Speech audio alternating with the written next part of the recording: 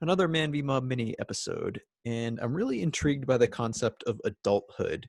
And it's kind of interesting how when you're a kid, you look at the adults and you say, wow, they're just so adult. They're good at adulting.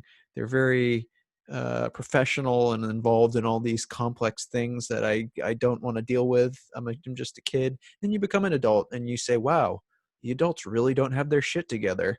And you, particularly today, you look at some of the people who are generations older than you and you're like, they're acting worse than kids on social media. Like they're engaging in this thing, and it's like social media has been this great equalizer when it comes to like everybody seems to just act like maniacs and lose any sense of what would have been adulthood in the past.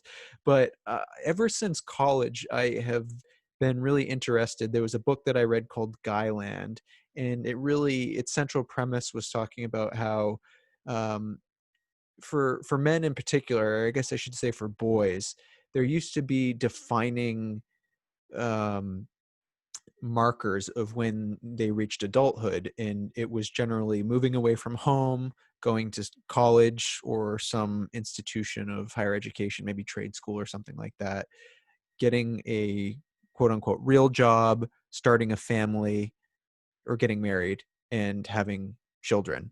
So those were really the markers, and you were supposed to, in theory, hit all of them, but you were well on your way to hitting them by the time you were in your mid 20s. Now, those same markers are either no longer as attainable as they once were, or people are um, boys, I should say, are less interested in them. There's been sort of a breakdown in them. Not sort of, there has been a breakdown. And the question is, what are the new markers of adulthood? Do we have them? Is there a consensus on it? Does everybody decide sort of individually? But it's sort of a strange place that we're in. I'm coming obviously from the man perspective, but we don't refer to particularly people in their 20s, 30s, I don't know, maybe into their 40s. Like we don't really refer to our peers as men and women, which is sort of a strange thing, don't you think?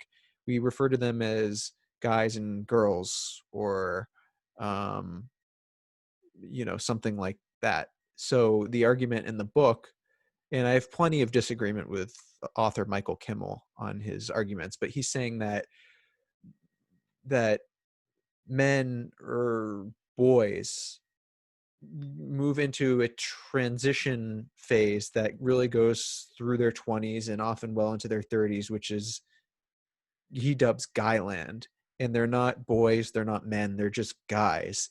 And basically they spend a lot of time masturbating to porn, playing video games, playing fantasy sports, drinking, and um, I don't know, when they're in college, being in fraternities, just sort of like an extended state of boyhood plus some other toys. Oh yeah, and hooking up is another big part of it. But it's sort of like a commitment free 10 to 20-year phase, which is newer. It's like extended adolescence basically. And it really had me thinking about what adulthood is, what manhood is, what womanhood is, all of these different things. And I guess I don't have a direct answer in here. This is more to inspire thought. But some of the things that I think all adults, men and women, really need to have to call themselves adults is, for the love of God, being comfortable with the notion of being wrong, being able to admit you don't know something, or just being wrong and being okay with it. You will live another day, because we occupy this point in time where everybody is desperate to appear that they are in on the information, or they know all things, or they have, if they don't know the thing, they don't have value as a person. So they, I don't know, there's a quote from the series that came out a couple years ago called Chernobyl on HBO, which is, every lie told incurs a debt to the truth. And we tell a lot of lies to ourselves, about ourselves, to other people about our families, about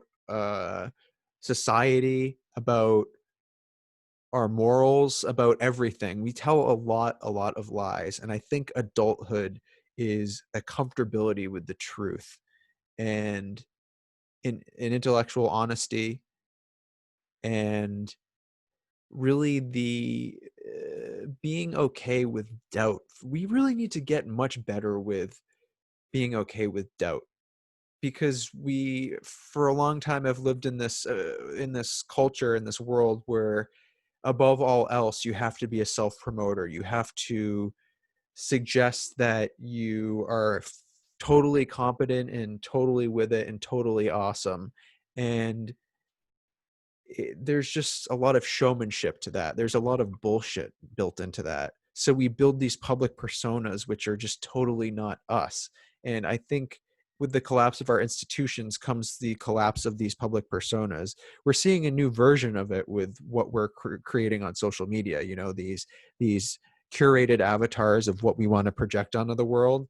But it's not a new thing. That's existed since the 50s with Leave It to Beaver and how you had these suburban families trying to keep up with the Joneses and everybody was idyllic. The mother, the father was the businessman, the mother was stay-at-home housewife, and everybody was happy and waving and living in their picket fence homes, and there were no gay people and there was no domestic abuse and there was no alcoholism and there was no um, rape and there was no pedophilia and everything that we know of today just of course didn't exist at the time, right? It's not like it existed and nobody talked about it or it was pushed to the sidelines. So yes, we need to be more honest and okay with doubt and okay with uncertainty because the whole certainty notion is bullshit. We just build that up and try to project that on other people. And who are we trying to convince? Other people or ourselves?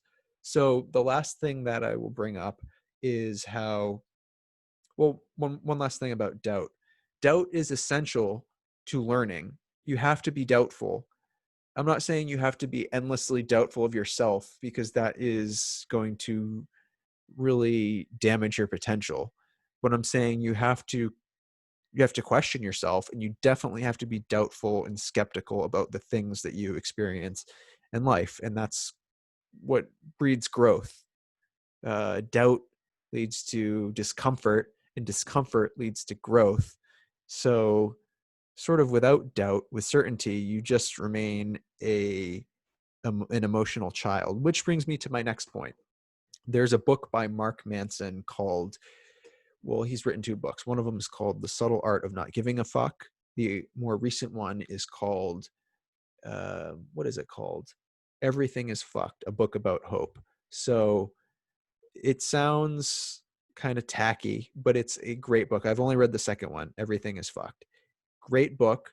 And there's a part in the book that talks about adulthood. And he talks about different mindsets. And there's the childhood mindset, the adolescent mindset, the adulthood mindset. Now, the childhood mindset, when you think of a kid, is like when a kid throws a tantrum, they don't care about anybody else. It's about them. They want what they want and they want it now. So there are plenty of physical adults, people who are of adult age who are in that childhood mindset who never grow out of it. But ideally, they move on through the adolescent and adult mindsets. Now, the adolescent mindset is more transactional. You think about teenagers, they learn to basically manipulate to get what they want. So they will be nice to their parents, but only so that they can get allowance or something that they want from them. They'll be, guys will be manipulative towards girls so that they can have sex with them. Girls will be manipulative towards guys so that they can get money out of them.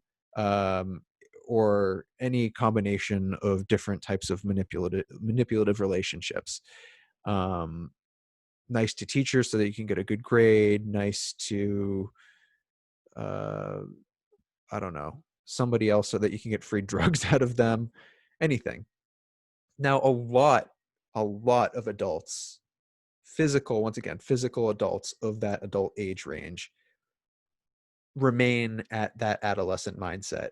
The interactions that they have in their lives are transactional, and basically the love and the affection that they have with other people, or the notion of love that they have, is entirely conditional. And if they stopped being cool in the eyes of their peer group, or if they said something that was controversial and that the friends didn't like, or if they did something that wasn't liked, I'm not talking about committing murder here, I'm talking about something more mundane than that, then those people would basically just move on and abandon. And so a lot of people live those transactional lives with conditional friends and relations.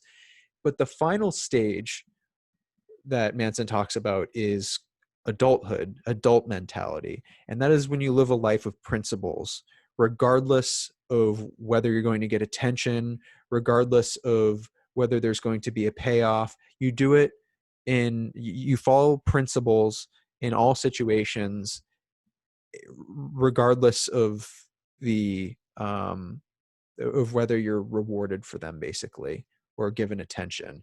And you have relationships that have unconditional love and affection. So you don't just retract your love and abandon people, and likewise don't expect that from other people. If you say the wrong thing, do the wrong thing, they're disappointing for you, you're disappointing for them. It's not that adolescent mindset anymore. And that should be the ultimate goal of adulthood, is having principles and not being an opportunist.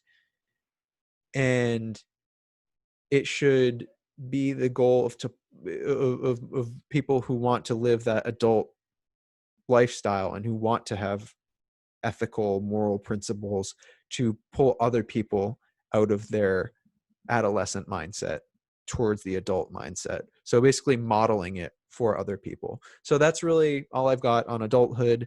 I think those are pretty profound concepts. Let me know what you think.